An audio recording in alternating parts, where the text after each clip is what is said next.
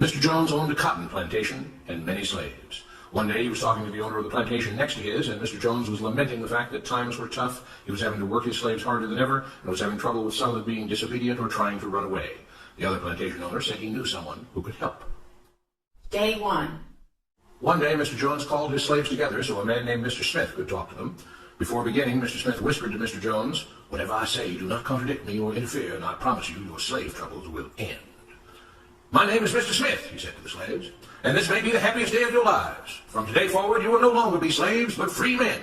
Mr. Jones was so shocked he started to step forward, but Mr. Smith gestured for him to remain silent. He did, only because the other plantation owner had spoken so highly of Mr. Smith's skills. "You are no longer the property of Mr. Jones," Mr. Smith continued. "You are free.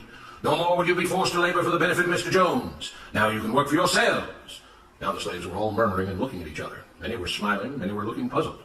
"In fact, you are now free to leave the plantation whenever you want," Mr. Smith said. "However, since we are surrounded by other plantations, if you leave, some other plantation owner will likely claim you as his own the moment you set foot on his property. So I urge you not to risk your newfound freedom by doing something so foolish. Instead, I suggest that you stay here, no longer as slaves, but as willing participants and part owners of this plantation. Yes, this is now your plantation." Mr. Jones bit his tongue to keep from objecting. "For now, we might as well leave Mr. Jones in charge," said Mr. Smith, "since he is the only one with any experience at running a plantation, which is quite a complicated thing to manage. But he will no longer be your master, but just another worker on the plantation. In fact, he will now be using his organizational and management skills to serve you. Whatever problems you may have had with him before, you are now all equals, and you need each other to make this work. If we all cooperate and work together, we can all reap the benefits together. In honor of this happy occasion, I present you this new symbol of togetherness and cooperation, this flag, which shall be the emblem of the new, free Jones plantation." He held up the new flag, but most of those listening were still too amazed to respond. "And this shall be our motto," Mr. Smith announced. "We work together as free men for our mutual benefit, pledging our allegiance to the Jones plantation, which stands for prosperity, liberty, and justice for all. To celebrate, everyone has the rest of the day off. Enjoy your freedom, do as you please, and be back here tomorrow morning, bright and early, so that we may begin work on this great and noble new endeavor as equal free men." Finally convinced that Mr. Smith was serious, the former slaves applauded and cheered. Day 2. "We all want this plantation to do well," Mr. Smith said at the beginning of the next meeting, "so we can all share in the benefits. We all know that it takes a lot of effort to make a cotton plantation work. Just because you're all free doesn't mean you can stop working. In fact, since you're now working for yourselves, I expect you to work even harder than ever before, but now with pride and joy, knowing that you're working for yourselves. Of course, there still have to be rules. If everyone just does whatever he wants, the plantation won't produce anything. This experiment will fail, and we'll all starve. You should be thankful that Mr. Jones has agreed to stay on to lend his knowledge and skills to this endeavor, and I trust you will all do your own part to make this work. Several of you have been chosen to act as project supervisors to manage different aspects of the operation, to make sure everyone is doing his assigned job, to make sure that the rules are followed, and so on. The rest of you may head out to the fields to start your first day of work as free men." Day 3. The next morning, Mr. Smith had a grim expression on his face as the daily meeting began. "I have an unpleasant duty to do today," he said. "Yesterday, Charles was caught keeping some of the cotton he picked, presumably to sell for his own personal profit. That is against the rules. That is stealing. For that, Charles must be punished." Two men tied Charles to the whipping post. "I take no joy in this," Mr. Smith continued, "but you must understand, if we do not maintain order, if we do not have rules that we all abide by, then the plantation will fail, and we will all suffer." The whip cracked against Charles' back. "But if we all pitch in for the common good, then we can all prosper. Being free doesn't mean you should be selfish and greedy. We must each do our assigned duties and obey the rules, and then we can all benefit, and each of you will receive your appropriate share of the profits." A young man named Samuel stepped forward. "But if you and Mr. Jones decide the rules and whip us if we disobey, how is that any different from what we had before?" "How can you say that?" Mr. Smith asked. "I'm shocked. You were a slave before, and now you're free. Things still need to be managed and organized by those best qualified to do so. Do you know how to run a plantation, Samuel?" "Well, no," he answered. "But if we're free, why do we get no say in what the rules are and how things work?" "I'm surprised at your ingratitude," Mr. Smith answered. "None of you know how a plantation is run, so you're in no position to be making decisions about how things are done here. You don't seem to appreciate all the things that Mr. Jones provides for you, from protecting you from all the outside threats that you know nothing about, those who would come here, capture and enslave you, if not for Mr. Jones' protection, to making sure that you all have food and housing, tools to work with, that you're cared for when sick and injured, and so on. There wouldn't be a plantation at all, no cotton to pick, no land to plant and harvest, if not for him. You should be grateful that he's made possible the level of comfort you now have. Your lives would be far worse if not for him. Nevertheless, as free and equal participants in this endeavor, from now on at each meeting, any worker may have 2 minutes to ask questions or voice suggestions or complaints." With that, the workers all seemed satisfied and headed out again to the fields to pick the cotton. Day 4. "I have a big announcement," Mr. Smith said as the daily meeting began. Mr. Jones' cousin is here, and not just to visit and see how our project is coming along. It has been decided that from now on, you will be deciding who will manage the plantation. Of course, this job can't be done by just anyone, but every 3 months we will have a special meeting at which all the workers will vote on whether we think Mr. Jones should run the plantation or whether we think his cousin, Mr. Johnson, should run the plantation. That means that ultimately you are in charge because you will be deciding which man you want running things on your behalf.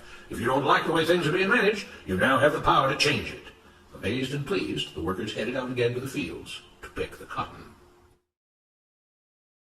Days passed, months passed, a year passed, and the plantation continued to operate as before. Sometimes Mr. Jones was in charge, sometimes Mr. Johnson was in charge, but the day-to-day routine stayed exactly the same. The workers worked hard, long hours every day, and still had little to show for it. Every day the meeting would begin with them all reciting the Jones Plantation motto, "We work together as free men for our mutual benefit, pledging our allegiance to the Jones Plantation, which stands for prosperity, liberty, and justice for all." One day Mr. Smith announced, "Samuel has asked to say a few words this morning, and whatever the rest of us may think of his ideas and opinions, we are all free here, and that means we are all allowed to speak our minds. So, Samuel, you have 2 minutes. Begin." Samuel stepped forward, looking scared. "I was excited when all this started," he began, glancing nervously at Mr. Smith and Mr. Jones. "But don't you all see what's happened here? Nothing has changed. We're all still slaves."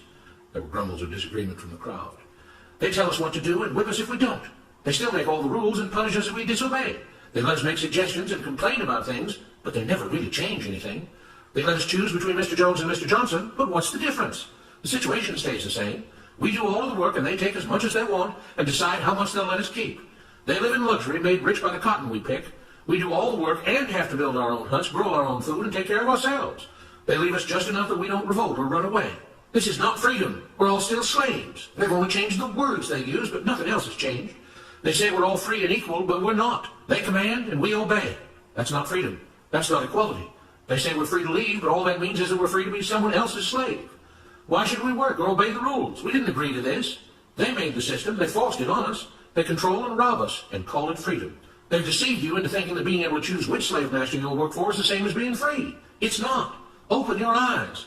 If you keep what you produce, they call it stealing. When they take what you produce, they call it sharing and fair distribution. Can't you see that this is all your time? He's up, Samuel, Mr. Smith announced calmly.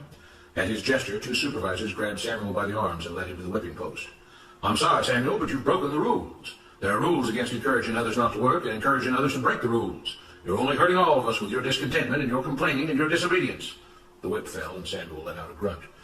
"Without rules, without order, all would be lost. Without law, there would be chaos. We can't just behave as wild animals, each doing whatever he pleases. We must all follow the plan and all do our duty for the betterment of everyone. And those who do not must be punished." The whip fell again and blood flowed freely from Samuel's back. "Samuel, it is you who are stealing from the others. When you don't do your assigned work, you are making more work for others. When you disobey the rules, it is you who are endangering the future of everyone else here. You are the thief. You are the criminal. You are the one trying to destroy the arrangement that keeps us all safe and prosperous." At every lash of the whip, the other workers cheered louder and louder, some yelling curses at Samuel. "Being spoiled and selfish, you complain about everything, talking as if you're oppressed. But you are the one ruining things. You are the one keeping us from being all we could be. It is your greed and your rebelliousness that is hurting all of us. They all play by the rules," Mr. Smith said, gesturing at the others. "What makes you think that you don't have to? You think you're above the law?" There were loud yells of agreement as the whip fell again. "We must maintain order," Mr. Smith proclaimed, "to make this plantation great, to make it so that we can all be happy and prosperous. To have the society we want, there have to be rules. We all have to contribute our fair share to this great endeavor, and we cannot tolerate actions and attitudes that seek to undermine the amazing things that together as free men we have achieved and will continue to achieve." Mr. Jones was smiling as he gave Mr. Smith a pat on the back. The crowd was cheering so loudly that none of them had noticed that Samuel